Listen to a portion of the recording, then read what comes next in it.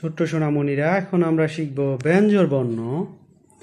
ক, খ, গ, ঘ, ঙ, ছ, ছ, বর্গীয় জ, জ, ঞ, ট, ঠ, ড, ঢ, মূর্ধন্য, ত, থ, দ, ধ, দন্তান্ন।